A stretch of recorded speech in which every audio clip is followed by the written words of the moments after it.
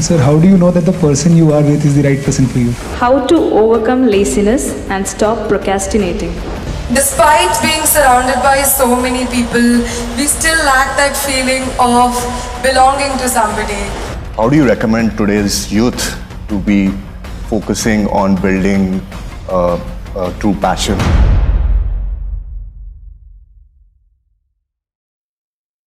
Being a college student, we live in dorms and hostels, and we're surrounded by people day in and day out. And with people comes opinions and ideas. So for instance, let's say I got up in the morning and I got ready for class and I'm about to leave, and one of my friends joins me and she casually comments that your hair doesn't look very good today, like what's wrong with it? So some of us are of the type that we will rush back to our rooms and just fix it somehow. That might even mean that we are late for class. But let's say I didn't even do that. But that thing would keep going in my mind, like throughout. I would be in the class, but I'll be thinking about my hair. So it is others' opinions and ideas have a very deep effect. Although it varies from person to person, the amount of effect it has. But how do we take the good out of it and still not lose our individuality and uniqueness in the process? Now, in this world, more money, probably 10 times or even 100 times more money is being spent on hair products than on the brain products. So it looks like a whole lot of people don't care what is inside, they only care what is outside. So, for those people who are in a certain state of their life where they need to intensely focus on something, very intensely, where they need undivided attention to achieve what they want to achieve, normally we shave their heads, you know, so that they don't have to stand in front of the mirror every day. See, I don't have to stand in front of the mirror, every day I look the same. So I don't have to check how am I looking today. So when you're focused on something else, certain things get less significance. How we look, is it important? Yes, it is. To some extent, it is important in our lives. But right now, you're not going to walk the ramp, you're going to the class, okay? So all you have to do is bundle up your hair, tie it up on top of your head so that they can't see your hair, they can just see the knot and they can see the size of your head, that's a good thing. It is not that one should not be concerned about their appearance, of course it matters, but where does it matter, where does it not matter is something we have to decide. If it matters too much everywhere, I've seen people about 27 times in a minute,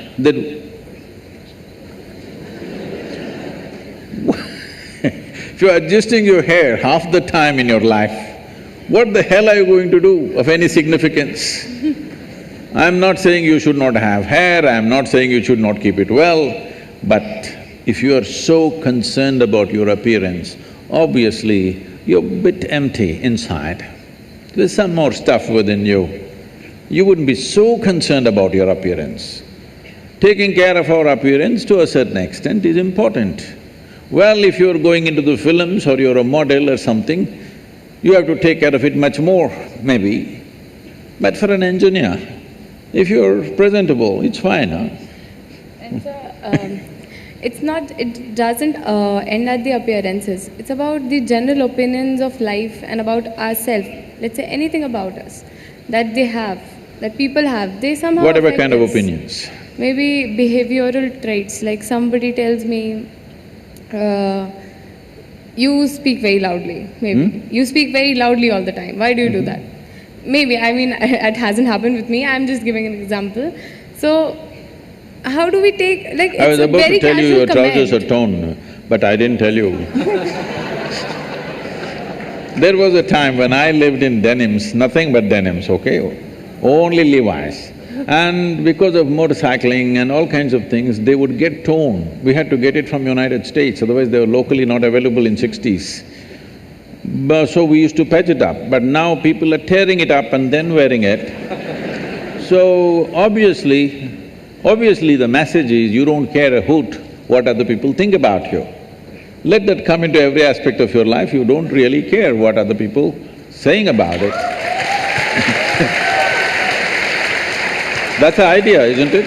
The idea of tearing up a new pant and walking is, you don't really care, but that's not the truth with a whole lot of people. How is it torn? Your pant is torn better than mine. So we've gotten into this mess essentially because we have not delved into what this is. There is no profound experience of yourself. Who you are is a bundle of opinions that other people have given. If 10 people say you're good, you will become very good. It's like this. You went outside, somebody told you, oh, you are the most wonderful person on this planet. Then you are floating on cloud number what? 9. Only 9, huh? In Tamil Nadu, we do 11. So you're floating on cloud number whatever, and you came home, they told you who you really are, and suddenly it'll crash the cloud. Floating on a cloud is not a wise thing, you're bound to crash, isn't it? Hello? Floating on a cloud is not a safe thing to do, you are bound to crash. So, whatever this floating on cloud number whatever is not a good thing because somebody blows you up. I must tell you this. If you have to settle this within yourself, one important thing is, this happened to me in a certain way. My daughter started traveling with me when she was 3.5 months old alone. So I'm driving my little Maruti all over the country, this is the time when I'm building Isha Foundation, and my right leg is always heavy. So I keep one hand on this little baby and drive full on the highways going from town to town, various programs and stuff. So she grew up in many people's homes, every week she's a new home. I made one rule to all of them, never teach the girl anything. You're not going to teach her ABC, you're not going to teach her 1, 2, 3, you're not going to teach her Mary had a little lamb, because I don't care whether Mary had a lamb or not. Nobody teach her anything. So, because nobody is teaching her anything, she's all eyes and ears. By the time she's 18 months, she's speaking 3 languages very fluently. Nobody taught her anything. I said, no rhymes, no 1, 2, 3, no ABC, nothing. She grew up like this and I wouldn't have sent her to school, but my schedules were crazy, plus no company of that age group around, she's the only girl. So I put her into school. When she was around 12, one day she came home little disturbed because of what happened at the school. And she said, you're teaching so many things to everybody, you're not teaching me anything. I said, well, I am not known to do these things unsolicited. Now that you've come, we could try something. I said, see, this is all you need to know. You never look down on anybody, nor do you ever look up at anybody. Then she looked at me like this, what about you, kind of thing. I said, see, if you look up to me, you will miss me completely. If you look up to me, what will you do? You will take my picture and nail it into the wall. You will miss who I am. The value of who I am will be completely missed if you look up to me. You have to just look at me for what I am, for everything that I do, not look up to me. If you look up to me, you know, nailing is all that'll happen. So this is a simple thing, never look down on anybody, never look up to anybody. As simple as it sounds, this means you have no judgment in your head as to what is good, what is bad, what is high, what is low, what is virtue, what is sin. You're willing to look at life just for what it is. If you see life simply for what it is, you will effortlessly navigate through life. All these things will not even be an issue in your life. So now I have a very trending question that everyone wants your perspective on. Sir, how do you know that the person you are with is the right person for you? Whoa, popular, huh? I'll tell you a joke. Can I tell you a joke? Sure, sir. Because you're in the clothing. That is why I'm said like this. That is why I'm said like this. It's good you asked the question before the event. It once happened. Shankaran Pillai was at the family dinner. And when everybody settled down for dinner, he stood up at the table and announced, "I am going to marry Lucy, who's just across the street." I hope that's not the name. No, it is. Then the father said, "What? You going to marry Lucy? She has nothing. She's like a tramp. You're going to marry that Lucy?" Mother said, "What? You're going to marry that Lucy? She has no inheritance, she has no family." The uncles always pitch in this kind of matters, you know. Uncle said, "What? You're going to marry that Lucy? Have you seen her hair? It looks fake." The aunt, "What? You're going to marry Lucy? She's always painted. You're going to marry that painted woman?" The little boy, the nephew, can't be left out. He said, "You're going to marry Lucy, she doesn't even know what is cricket. How can you marry her?" Shankaran Pillai stood his ground and said, "Yes, I'm going to marry Lucy." Everybody asked in one voice, "Why?" He said, "Because she has no family." There are no many opinions to battle with. So, who is the right person? I don't want to take away all the romance from your life. But let me tell you this, there is no right person on this planet. If you put your heart into something, something may become wonderful. Is it the right thing? There's no right thing. Nobody ever found the right person anywhere, okay? If you get into that kind of unrealistic mindset, "I have found the right person," oh, you will be soon disappointed.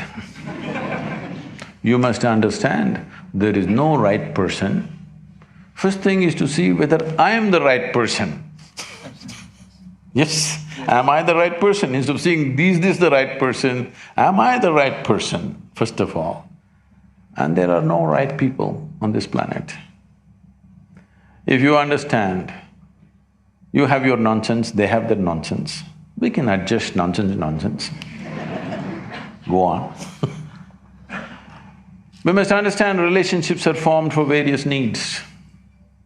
There are physical needs, there are psychological needs, there are emotional needs, there may be social needs, there may be financial needs, various kinds of needs.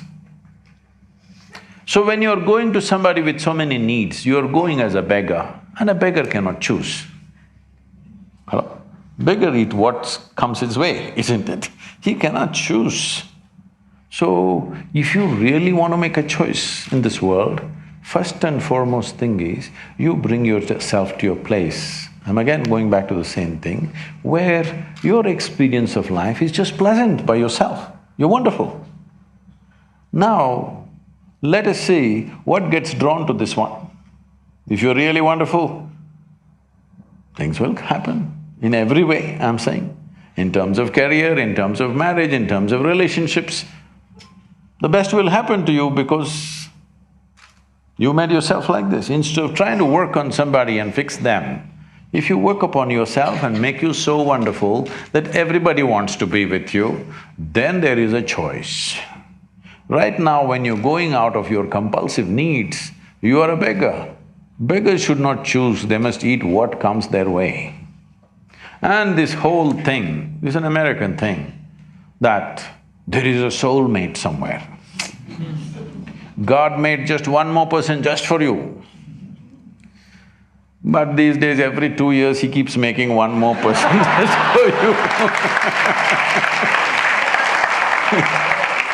Obviously, God is making too many mistakes with you. Now, this soulmate business, first of all, I don't like to use that word, but now you uttered the word. See, body needs a mate, understandable. Maybe psychologically also you need a mate, understandable. Emotionally you need a mate. A soul cannot need a mate. Even if your soul needs a mate, it needs evolution, isn't it? So soul doesn't need a mate, nor was some person made perfectly for you, okay? This creation makes all kinds of unique idiots. If you understand you are one kind of idiot and the others are different kind, you will understand their nonsense because you know you got your stuff. If you think you're perfect and God has chosen you and He's made another person perfect somewhere else, you're heading for a disaster, okay? There's no such thing. Even, people today, after 5,000 years, people are still adulating and worshipping Krishna as the greatest lover, but his wives are dead unhappy with the guy. Yes. So, you're not going to find any perfect person. If you invest a deep sense of involvement, something wonderful may happen. It's because of your involvement, not because the other person is fantastic. No. Even if you choose a fool, actually it's easy that way. If they're not stupid, why would they come to you first of all? No, I'm just being nasty. So, even if you choose a fool, it doesn't matter. If you involve yourself, it can turn out very beautiful. You chose the smartest person in the universe, it could be a disaster. So, do not think in terms of, whatever this made for each other nonsense. No. You choose the opposite, actually. The genders are opposites. You choose the opposite because you don't want them exactly like you want them some other way. The reason why a boy is attracted to a girl and a girl to a boy is because they're different. But after some time, after a little bit of time, you slowly start expecting they're just like you. This is a serious mistake. Because if one more person becomes just like you won't be able to bear with them for 2 days. Hello? Please tell me. If there's one more person just like you at home, could you live there? You're glad they're different. It's wonderful, nobody is like you, isn't it? Nobody is like you on this planet. Try and see. Nobody is like you, and that's good. Don't look for sameness, not necessary. It's a difference which makes the… Because of the difference you tango, not otherwise. Namaskaram, Sadhguru. I want to know that when a student steps into college, all of a sudden he or she gets access to a huge amount of pornographic material which so far was off limits for him or her. And in the process, he or she enjoys that, and as we said, he or she experiences heaven on earth. But, and we even have nicknames for those people who overdo it. They masturbate. We overdo it sometimes. So how do we know how much of that is good or bad? And so can we have the truth about masturbation? Oh, looks like a popular question, eh?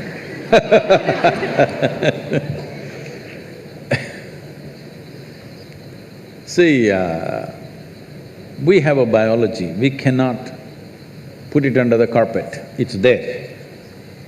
It's best we address it for what it is. But right now the problem in the world is, because certain religious institutions in the world took this attitude that the very biology of the human being is wrong, because of this, culture started hiding it under the carpet. Well, in this culture we never had it, but after the British came and left, we became more prudish than the British. But before that, if you look at our temples, all the outside temple art is all pornographic, if that's what you want to call it. But we don't call it pornographic, we are only talking about the various dimensions of human biology. Because we don't see it as wrong, but we see it as the periphery of life. If you stay there only, you will stay on the physical dimension forever, you will not explore anything else. So in the temple, always it's the periphery. You are supposed to look at that and understand it's the periphery of life and try to make an attempt to go deeper, but at the same time not to be in denial of it.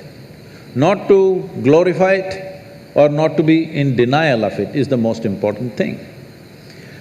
But in your college, watching these things on the whatever, your internet or whatever, people tell me that… somebody told me, I don't know if these percentages are correct. When I was asking, what is the content? I was trying to understand the internet and its content, what is the real content on the internet? They're telling me, you should know, they're telling me 70% of the content on the internet is pornography. Is it so? Is it so? You must be the expert.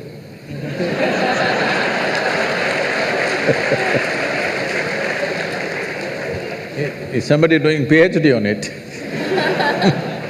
They told me 70%. I said 70% is unreasonable and sick levels of pornography.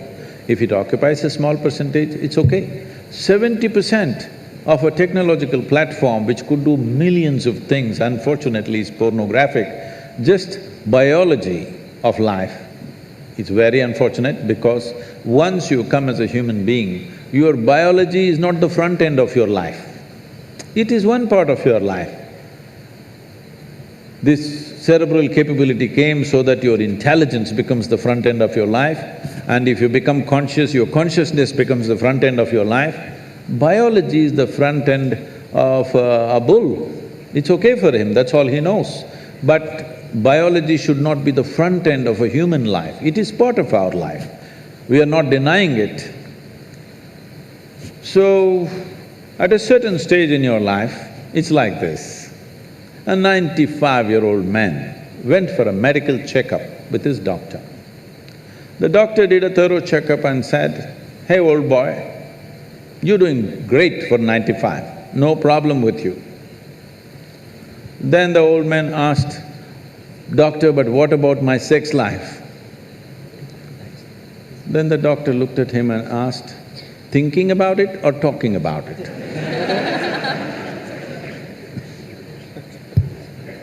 So at different stages of life, there are some times you only think about it and talk about it, there are some times you indulge in it. These are passing phases of life. How much of it is needed for you, you are the best judge. But at the same time, you came here not to explore your biology. At least you should have gone to MSc in biology. You shouldn't be wasting your time in a technological institute exploring biology. Does it mean to say you don't have biology, you don't have biological needs? You have, it's fine, but it must be on the periphery. It should not become the core of your life because it will reduce you in the sense a creature which was purely biological evolved into a place which has an intelligence of its own beyond its biology. See, animal intelligence works for its biology alone. How to get its food, how to get its mate, this is all its entire life is. If human intelligence also functions like that, you are bellying the evolutionary process. You are seeing how to go back, take the evolutionary process backward. Not necessary. This does not mean you do not have a body, body has its needs, as there is physical hunger, so there is sexuality. You have to address it in some way, but to what extent is your choice, but definitely it should not be the front end of your life because you're rolling back evolutionary scheme of putting your intelligence and consciousness in the front. Instead of that, you're putting your biology in the front. How to overcome laziness and stop procrastinating by Girish Nathan. Oh.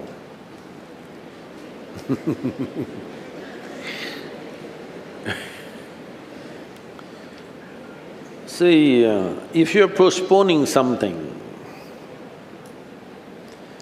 you're obviously doing something that you don't want to do.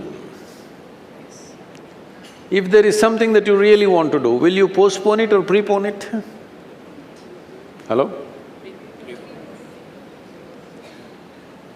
Do you see somebody is waiting for someone they badly want to see? Only 10 minutes. In the 10 minutes, they will look at the watch 25 times. Why? They want to prepone it. You're doing something that you don't want to do, so you want to postpone it. I'm asking, why the hell are you doing something that you don't want to do? No, because if I do this, I will get that, I will get that. That's not the point. There's nothing to get in this life. There's really nothing to get in this life. Either you lived this life in a profound and intense manner, or you did not. What will you get in the end? Huh? If somebody dies in the agricultural college, do they bury them or fire them? How is it? What's the tradition? Burying is good for agriculture because human beings make good manure. So in the end, what will happen to you and me? They will either bury us or burn us. That's all will happen in the end. You think something else, they'll give you a prize? Nothing will happen in the end. Only thing is the process of life. How wonderfully did you live? That's all there is. So if you are doing something really wonderful, do you want to prepone it or postpone it? Huh? Prepone only. So you must find what is it that you really want to do. If you find that one thing, you will always prepone everything, not postpone. Despite being surrounded by so many people, we still lack that feeling of belonging to somebody, being accepted by somebody, being loved by somebody. How should we deal with that discontent and loneliness? On one level, many questions are aimed towards, how can I be free from this and that? Another level, you are asking, how can I bind myself to something or somebody? You must decide. What is the highest value in your life, freedom or bondage? Please, I would like to hear that word. Oh, freedom. But if you are free, you feel lost. If you go into the mountains and you're totally free, that is, nobody around, nothing around, you just in the empty space of the mountains, you don't feel free, you think you're lost. So to handle freedom, it needs a certain clarity and strength. Most people cannot handle freedom. They are always trying to bind themselves, but only talking, mouthing freedom all the time. If you really set them free, they will suffer immensely. So this is an evolutionary issue. In the sense, human beings are right now like this. A caged bird, if you keep a bird caged for a long period of time and then one day you took off the door of the cage, still the bird won't fly. From inside it'll protest that it's not free, but it'll not fly. Human condition is just that. For all other creatures, nature has drawn two lines within which they have to live and die, and that's what they do. But only for human beings, there's only bottom line, there's no top line, and that's what they're suffering. If their life was also fixed, like every other creature's life, they wouldn't be stressed, they wouldn't be anxious, they wouldn't be struggling how to handle their own intelligence. And that is what you're seeking unknowingly. You may seek it in the form of relationships, you may seek it in the form of profession, you may seek it in the form of nationality, ethnicity, community, God, heaven, hell. All you're trying to do is draw an artificial line which does not exist. Because freedom needs courage. Freedom needs a certain madness. If you're very sane, you cannot be free because you will go between the two lines of logic. To be free, it takes a lot of strength. That if you… First of all, what needs to happen if you want to be free is, Do you understand that all human experience has a chemical basis to it? Hello? What you call as joy is one kind of chemistry, misery is another kind of chemistry, stress is one kind of chemistry, anxiety another kind of chemistry, agony one kind of chemistry, ecstasy another kind of chemistry. At least ecstasy, you know it's another kind of chemistry. I hear. So, your experience of life has a chemical basis to it. This is a most superficial way of looking at it. There are other dimensions to it, but for your understanding. Or in other words, what you call as myself right now, you're a chemical soup. The question is only, are you a great soup or a lousy soup? Yes or no? Right now, if you have a chemistry of blissfulness, if you close your eyes, it's fantastic. If you open your eyes, it's fantastic. If somebody is here, it's fantastic. Nobody is here, it's very fantastic. Yes or no? But you have a lousy chemistry. If you look at them, if they smile at you, it's nice, not fantastic. If they look at you like this, suddenly it's a problem. If these people are happening just the way you want, your chemistry is reasonably balanced. If they do something that you don't like, boom, it goes somewhere else.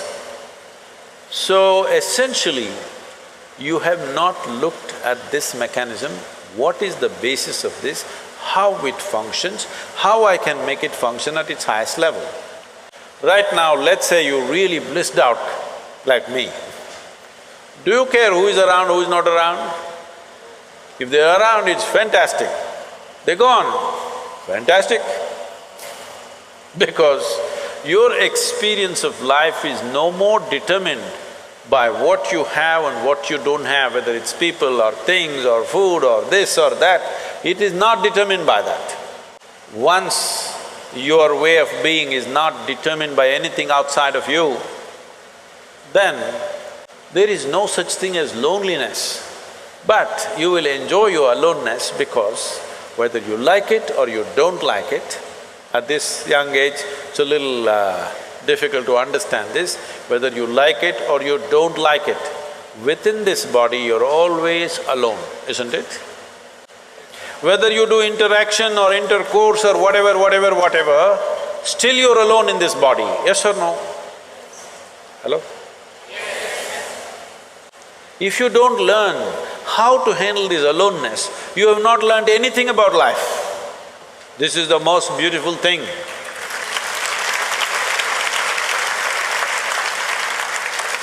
The most beautiful thing about life is, nobody can get here, it's just my space. Yes or no? Isn't this the most beautiful thing? Nobody can invade me. They can capture me, they can torture me, they can do so many things, but they cannot invade me because I have a space which is just my own.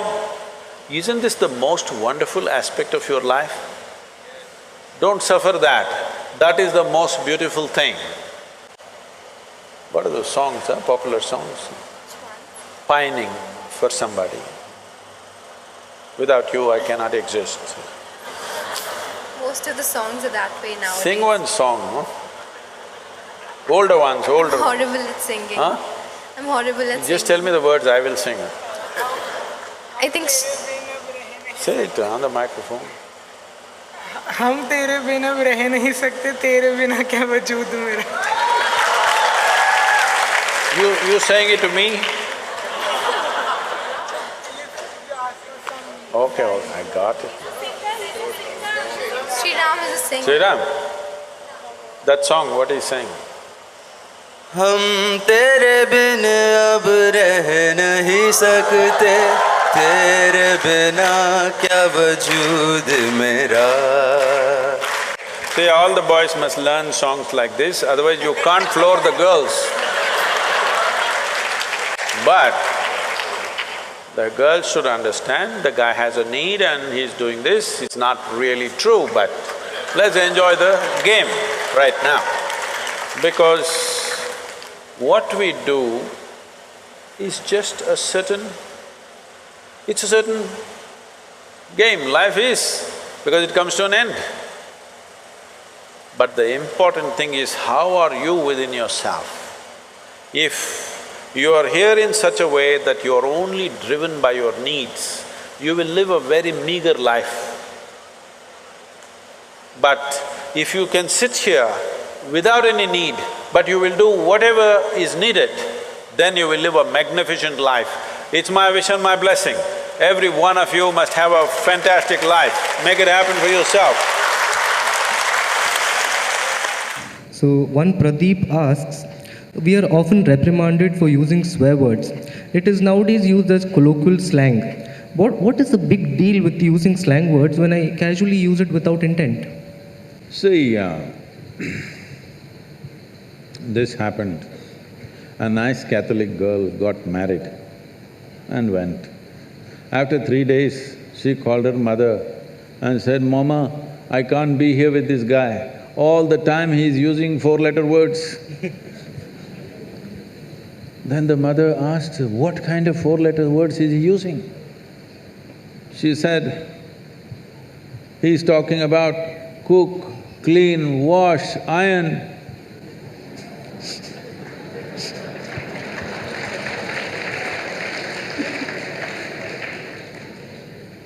So, what is wrong in using words? Essentially, what you're calling as swear words is largely today, we have our own swear words which are very generic to our languages, and some are vulgar, some suggest certain intentions, some refer to our families and and some are just simply poking fun at each other kind. But largely your swear words in English language that you use today are essentially picked up from America. It's either toilet or bedroom, okay? I must tell you this. This is way back, many years ago. A guest came from Australia. I'm talking about nearly 40 years ago. A guest came from Australia and I'm supposed to take this person around in Mysore. You know, Mysore is a touristy place. You're from Bangalore, huh? It's a touristy place, there are many places to see, so I'm taking this person on my motorcycle. If I ride hard, I hear in my ears, shit. Then I think, what? If I brake, shit.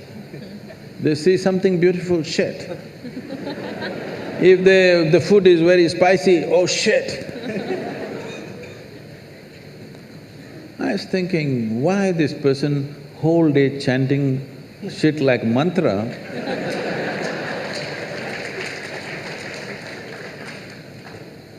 I thought maybe constipated, trying to invoke. Because what should be done in the morning, whole day, why are you dragging it through the day, you know? Then I observed, they're getting angry, shit, and they become little calm.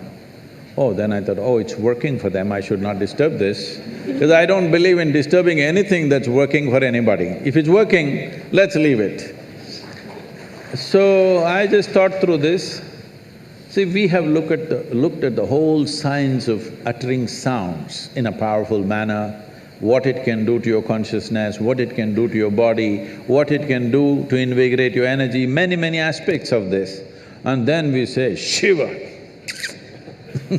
With the necessary preparation, if I make you utter this one sound, you don't have to believe in any god or anything, just the sound. It'll blow your brains out. I can show you this. Then I thought, shit, shit, shiv. Oh, we arrived at it scientifically, they somehow got it.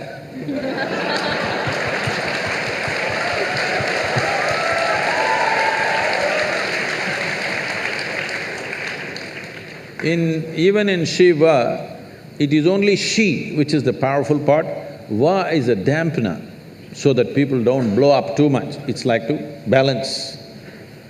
Instead of Va, they put Ti. I thought it's okay, it's working, so why? Because usually when they keep saying too often, the T doesn't come, they say Sh. So even me, when I say Shiva, the Va doesn't really come out, it's just Sh. So I thought it's okay, what does it matter? Then immediately some people got very… this thing, Sadhguru, you are saying Shiva and shit are same? Highest and the lowest? I said, see, this high and low is all your business. But as far as your mind is concerned, in case your vocabulary is stored in an alphabetical order, Shiva and shit are close together. You cannot store Shiva here and shit here. You don't have such a capability. I don't know how it is stored in your mind. Suppose it's alphabetical, they are right next to each other, so you can't separate them. So the question is not about what is good, what is bad, what is right, what is wrong. The question is, will it work everywhere?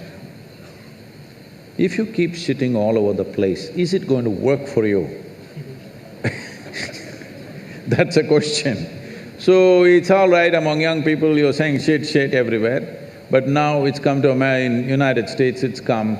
Even the top administrators are uttering these words just like that. In the international community, when they utter such words, it's finished in many ways, okay? Not because of anything else, simply because people are… if you watch some of these American movies and stuff and stand-up comedians, they are making the whole sentence with one word. Yes? Whole sentence is just one word repeated in many different ways and they're elogizing that. I'm saying to develop or to evolve a complex language, it took such a long time, it's taken thousands of years for human mind. One of the most complicated things that we have come up with as a civilizations in the world is language. Language is not a small thing. That way in India, we have 1300 languages. How much genius must have been there that right here you speaking Marathi, somebody speaking Telugu, somebody speaking Kannada, somebody speaking Konkani, and for thousands of years, though you lived side by side, you maintained your literature, they maintained theirs, like this they managed. This takes a certain level of genius to develop the language. Now, a language which had hundreds and thousands of words, you want to reduce everything to one word and you think it's a forward step, I'm sorry. Sadhguru, how do you suggest that we appropriately question authority without being disrespectful towards them? Because from our very childhood, we've been taught to obey our elders because they know better and they are right. But they're only humans and it's possible that they are wrong or they make an error in judgment. So, do you think… So, I'm not talking just in context of parents, it could be political leaders, scientists, experts. Me also. Spiritual leaders as well. How do we question them to look beyond their traditional paradigm? Just the way you're doing it right now. Without being disrespectful. I understand, but it is possible that they take it as challenging their authority. So, see, respect, you use the word respect. Respect is not something that you ever demand in your life. Please don't ever do such a vulgarity that you demand respect. You can only earn it. You cannot demand it. The moment you demand it, it becomes vulgar. Yes or no? So you stand one step higher than somebody and you demand respect. Or the only stupid thing that you did is you came here a few years earlier than someone else and you demand that I'm senior. It must be happening in the college also. 1 year senior I am, you better respect me. Just 1 year ahead I joined the college and now I'm senior, okay? So, this is an unfortunate reality that's well established in the world, that in the name of religion, in the name of authority, in the name of parenthood, in many different ways, we have been trying to establish authority is the truth. No, authority is not the truth. Truth is the only authority. This is why, youth and truth. Truth is the only authority. Nothing else is the authority. So if I ask a question, somebody freaks. See, if you ask a question, somebody freaks because they don't know the answer. Suppose you go, sit in your examination and look at the question paper, you don't know a damn thing, don't you freak? Just like that they're freaking, why don't you understand? Hello? So they gave you a question paper, you have no clue, do you freak or no? So they are also freaking. So you must understand and be little compassionate. When you ask a question, somebody freaks means obviously they don't have an answer. So you must be compassionate, considerate because they're your seniors. They came ahead of you, but they are no better than you, so they're freaking a bit. Please make way for them a little bit, what to do? They've grown little bigger than you. But at the same time, there is no need for anybody to succumb to that. It's all right, there is no need to confront people. A question, first of all. See, a question is a tool. A question is a tool to dig little deeper, isn't it? Hello?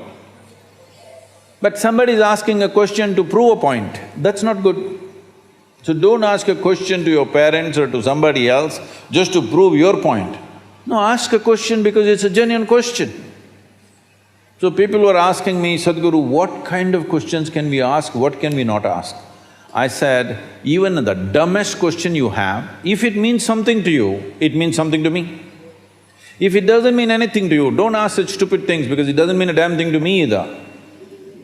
But if it means something to you, maybe it's a stupid question, somebody thinks it's a stupid question, but it means something to your life, it means a lot to me.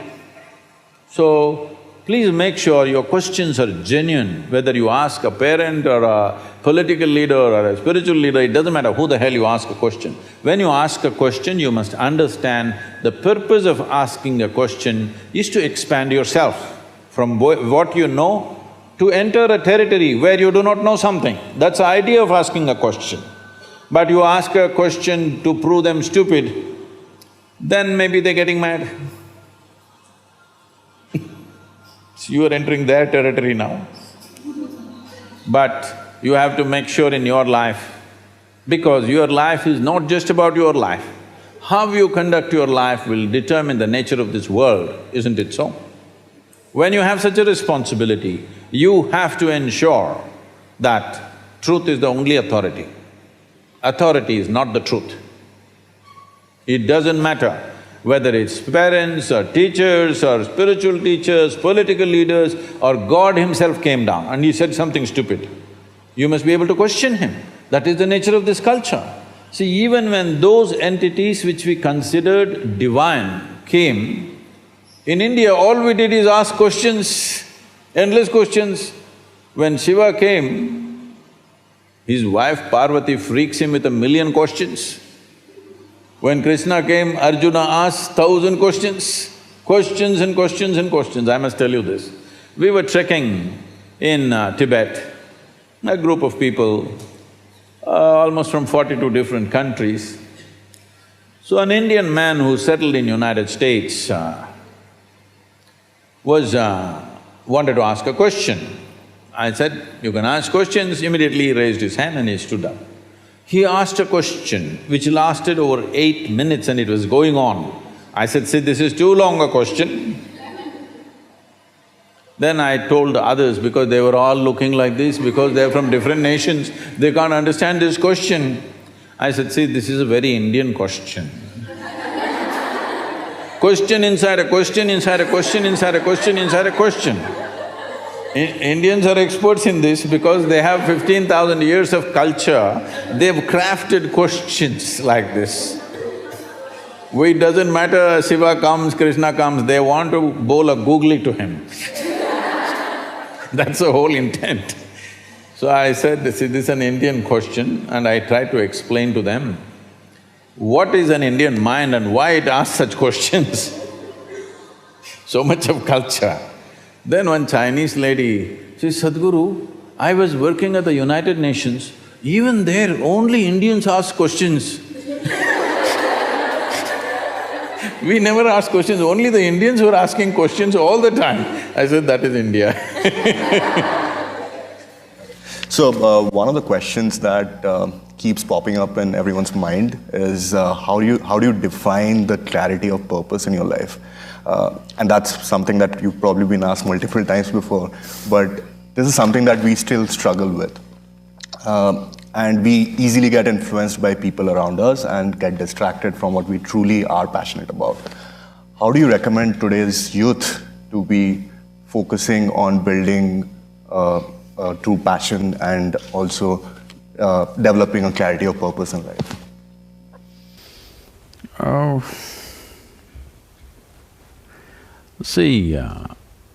This idea that a human being has a purpose to his existence is a very tyrannical idea. The moment you have a strong sense of purpose, you are a natural tyrant. The question is only a question of competence. There are lots of tyrants all over the place. There are lots of Mussolinis and Adolf Hitlers all over the place. Fortunately, they're impotent and incapable. Yes, there are lots of them. Don't think only one was born. There are lots of them. Fortunately, nobody has the capacity or the competence that those tyrants had. Otherwise, there are a whole lot of people with same intention of wanting you to be something other than who you are right now. So if I have a purpose to life, if it gets organized, it becomes a mission. Who the hell are you to have your own mission? You're here, you're just a pop-up on this planet, all right? You pop up and you pop out. Here, instead of doing what is needed most right now for maximum number of people, you have your own purpose, maybe God-given purpose. Whenever people say they have a God-given purpose, they have done the most terrible things on the planet. Now you don't like it, it's okay, but have they not? Whenever people said, God spoke to me, terrible things are coming. You can be sure about it. You heard these statements because you are trying to endorse your nonsense with some other authority from elsewhere. Why do you need a purpose? Life is a phenomena beyond your understanding. You're here to experience it and enhance it for yourself and everything else around you. That's about it. What is there for you to have a purpose of your own when you've not even figured out where it begins, where it ends? When you have not even figured out where this cosmos begins, where it ends, where you come from and where the hell you will go, how come you have a purpose of your own? You don't need a purpose, you just need sense. You need sense and sensitivity. And sensitivity will naturally come if you look at life as a more inclusive process. Right now, some studies in the last 2 days creating a flutter, I've been talking about it for last 25 years. Some studies say that in the next 5 years, the insect population is going to go down so dramatically that all agriculture on the planet could be seriously hit and food could become a great crisis. I've been talking about this continuously for last 25 years. People think worms and insects are no good. But I'm telling you once again, if all the worms die right now, in the next 14 to 18 months, there will not be a single life on this planet, including you and me. If all the insects die, within the next 2.5 to 4 years, not a single piece of life will exist on this planet. But if you and me die, planet will flourish. Yes, this is the fact of our existence or no? Hello? Whatever nonsense we think about ourselves, without human race, this planet will do great. But without worms, insects, microbes and various other creatures, this planet cannot exist as a life. So, our idea, the most destructive idea that's been put into human minds in the name of religion, philosophy and nonsense is that creation is human-centric. Creation is not human-centric. You are just a speck in this creation, you're really nothing. As I said, you're like, on your computer screen there are pop-ups. You pop up and you pop out. You think so much about yourself, but actually before you and me came here, countless number of people who all thought they are great people came and went. Where are they now? All topsoil. Yes or no? Worms are feasting on them, all right? But human beings This is all it is. In this vast cosmos, this entire solar system is a tiny speck. In that tiny speck, this planet Earth is a microspeck. In that microspeck, Detroit city is a super microspeck. In that, you're a big man. This is a serious problem. This is all because of our learning. Do you understand? This is because of our learning, because we've lost our sense of perception. We are not seeing things as they are. We are making up things in our mind in the name of education. It's time we come to reality. Once machine learning comes, your nonsensical learning will not mean a damn thing. Just because you read a book, you're acting superior. No, a 5-year-old kid will turn on his machine and tell you, here. It's a great time.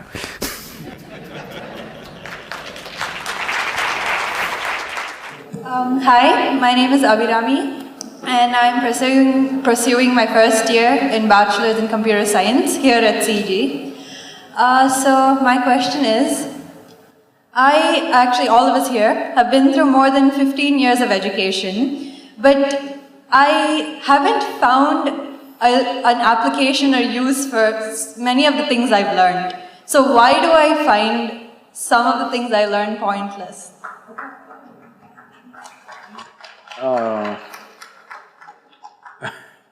No, that should not be happening in an engineering college. I can understand that in a high school. Most of them are pointless. But in a technical school, that shouldn't be happening. But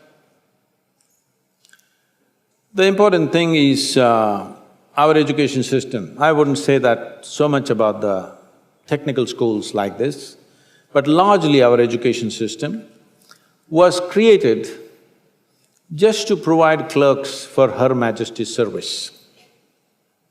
There was no imagination behind it. Obedience was the most important aspect of our education system. This is why you have to just mug up a whole textbook and puke it there, and that's what's supposed to be excellence in education. I wouldn't say that about technical education, I think it's different. So, right now, we wrote a policy on textiles in India, we wrote a policy on the rivers and agriculture. Right now, we are busy writing a policy on education. Of my constant push, recently government announced that in future, in the schools, only 50% of the time in school should be focused towards academics, rest should be focused towards sport, art, music, craft and variety of things. If you do not know this, this was announced just about a month ago. But announcement is fine, but the schools are not equipped to shift. Our schools are made like this. There is a whole lot of… I always said, as much as math and science, there must be that much of music, art, variety of other things. Our schools are managed like this, but that's a small number. Right now, we have convinced the government and government has announced, central government has announced this, but to implement it on the ground, it's still far away because it needs infrastructure, it needs human infrastructure, it needs physical infrastructure, training and various things which are yet to happen in this country, it'll take time. But at least that intention has come, and we are seeing how schools, academic part of the school for a whole lot of children should not be more than 3 to 4 hours a day max. 3.5 hours is all I'm thinking about. Rest of the time, they must learn other things. Right now, we have created a nation where if a farmer's son goes to the farm with his father, father can be arrested for child labor. Yes, really. If you take your child to the farm and both of you are working on the land, people can come and arrest you because you're doing child labor. There is something very dangerous growing in the country. We've looked at this, we've kind of asked so many people. Today, if you ask the farmers in the land, are there people who your parents are from the farming community? Are there children? Only 1 or 2. If you ask any farmer in the country, how many of you want your children to go into farming? it's just 2 to 4%. So in another 25 years, when this generation passes, who is going to grow food in this country? I want to know. You may have technical knowledge, you may do an MBA, you may have various things. Do one thing, go on the land and take out one crop, let me see. It's too complex. We think farming is for the illiterate. It is not so. It is a very complex, meticulous operation. Just because he doesn't have formal education, it doesn't mean that he has no brains, it doesn't mean he doesn't know something, he knows something very vital because of which all of us are eating right now. Yes? Our stomachs are full. But this nation has the danger of not being able to grow its own food in the next 25 years. So we are looking at how only a certain number of children need to go into academic education. Others need to learn other skills and variety of other things to do in the country for their own well-being. Not everybody's brains are made for academics, they simply suffer their academic life, a whole lot of them.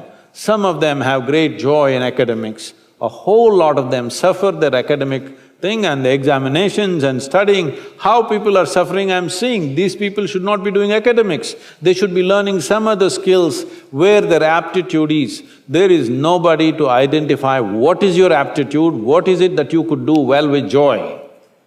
This needs to happen at an early time. Between the ages of 10 and 15, we must have a process in the education system where people can choose, and above all, it should be made. Right now the problem, one reason why everybody wants to go to medicine or engineering is because there is a social prestige nonsense.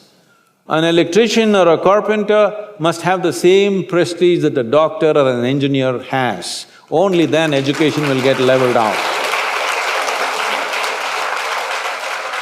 Above all, a farmer must have a higher place in this society than any of us. He's feeding us. I don't have a steady mind and I can't focus at one thing, even if I try a lot. Even mobile is a very big distraction apparently. So how do I focus on one thing at a time? I fear that if I give too much time to one thing, I might lose or lack in other things. See, the nature of human intelligence is such that it can do many things at the same time as a process. When I say intelligence, most people are misunderstanding intelligence as intellect. Intellect is your thought process. Thought is just one dimension of your intelligence. Thought is only happening because of the data that you have gathered in your mind. You cannot think about anything for which you have no data, isn't it so? Isn't it so? Isn't it so? So, human intelligence is made like this. In the yogic way of looking at life, we look at human intelligence as 16 parts. Out of these 16 parts, we can, for the sake of understanding, we can see it as 4 segments. These 4 segments are buddhi, ahankara, manas and chitta. Buddhi means the intellect. Intellect, when it comes to your intellect, would you like a sharp intellect or a dull intellect? You must choose, I'm going to bless you right now. Sharp intellect. So obviously, intellect is a cutting instrument. It's like a knife, it's a scalpel. It's good for cutting. If you want to dissect something, you need a good, sharp intellect. But suppose you want to sew something, all you have is a knife. If you sew with a knife, you know what'll happen?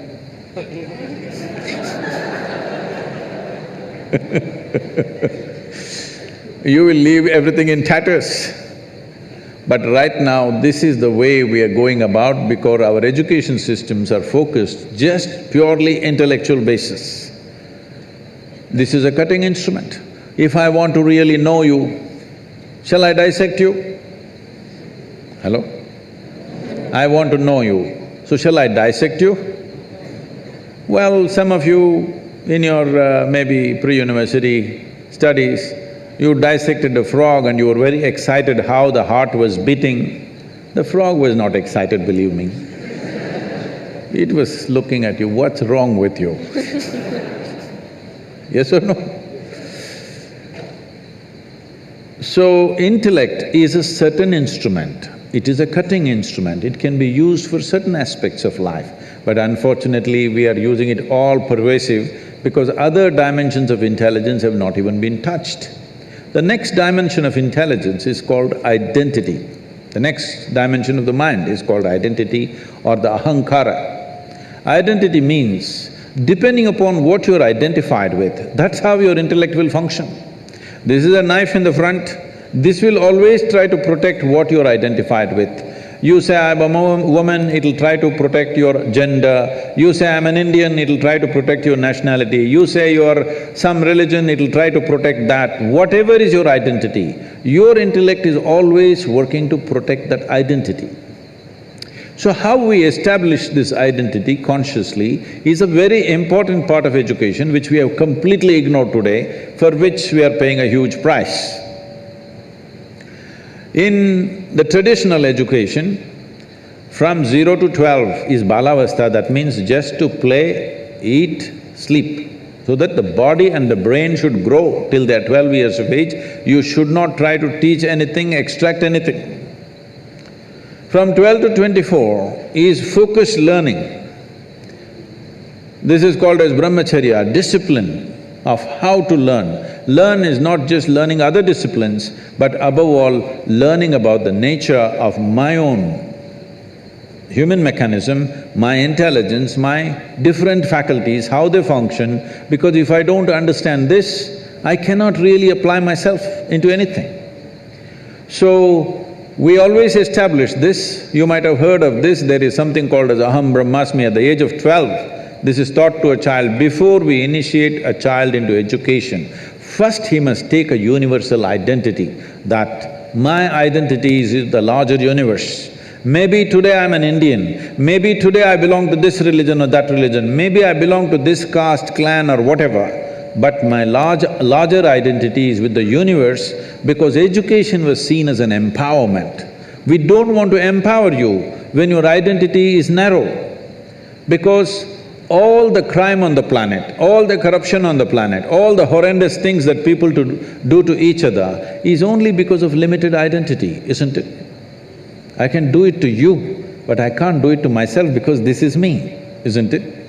I can't do it to my own child, but I can do it to somebody else because this is mine and that is not mine. So before you are empowered with education, which is seen as a powerful tool for life, first thing is take a universal identity. Unfortunately, we've neglected.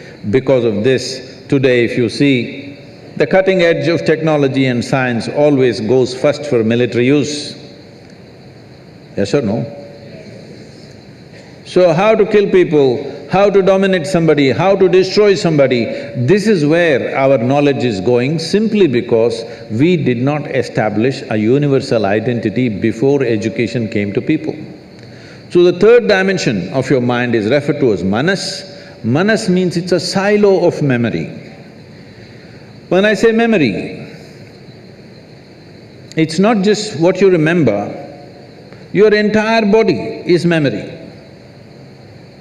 There is evolutionary memory here, there is genetic memory here, there is karmic memory here, there is articulate and inarticulate levels of memory, conscious and unconscious levels of memory, various dimensions of memory. We identify 8 different forms of memory. Right now, you may not remember how your great-great-great-grandfather looked like 10 generations ago, but his nose is sitting on your face. Body remembers, yes or no? Body absolutely remembers everything. So this memory is the basis of your intellect. If we take away the memory or de-link the memory from your intellect will become without activity. This is one important dimension of yoga, that we understood that if you want to continue the knife analogy, the intellect is like a knife. The hand that holds the knife is identity. Knife is useful or dangerous depending upon not on the knife's quality, but the hand which holds it, isn't it? If you're identified one way, this knife will poke you. If you're identified in a different way, this knife can save your life. So the same knife every day saves lives and sometimes takes lives, depending upon who holds it or which hand holds it. So we delink the manas with the intellect. Now, intellect simply there, without intention.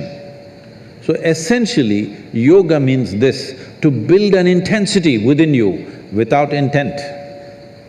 Right now, I want to become an engineer, I want to become rich, I want to make money, I want to be this, I want to be that. You become goal-oriented. This is the fundamental flaw in the education system. We've become goal-oriented. Because we want to get there, we're doing all this. We are like circus monkeys. Circus monkeys are like this. You show a banana and say, you do all those tricks, I'll give you a banana. So it will do all the tricks, banana. No banana, you will simply sit there. So, once you become human, you should not behave like a circus monkey. It is not because of a carrot and stick that you're driving yourself, because you're seeing that what you're doing is of some consequence to you and to the world around you. That's why the action. So if you delink the knife and the hand and the silo of memory, then your intellect will shine with sharpness. It will not be rusted with memory, it will shine with sharpness. See, it's like this. There are some people who are when you go to restaurants, you will see, and maybe in some homes also, you ask them to cut a mango, they will use the same knife with which they've cut onion and they cut the mango and give you. You can't keep it in your mouth, the sweetness of the mango is gone. If the residual impact of whatever the knife has touched is there in it, slowly it will lose its purpose, isn't it? The same goes for your intellect. If the memory sticks to your intellect, after some time, it'll become a useless intellect because it becomes a highly prejudiced intellect. So, the entire yogic system is about this, to dissolve your identity and simply sit here so that your intellect will shine like a razor without any intent. Intensity without intent, if it comes into your intellect, you can do 25 things at the same time, just like that, okay? People keep asking me, Sadhguru, you have been busy the whole 6 months, not a day's break, then how did you write this poem? How did you think about this? How did you come up this plan? How did you design this one and that one? I have 12, 14 tracks running all the time, I just initiate and leave, they will run by themselves. See, when a computer is able to process something, if you feed and leave, it processes, isn't it? Isn't this a better computer than anything that you have ever used? Hello? Only problem is you did not read the user's manual for this one. You must read the user's manual. So just listening to videos is no good. We can teach you a simple practice. You start the practice of delinking the intellect from the memory at least for a few minutes a day. You will see your intellect becomes super competent.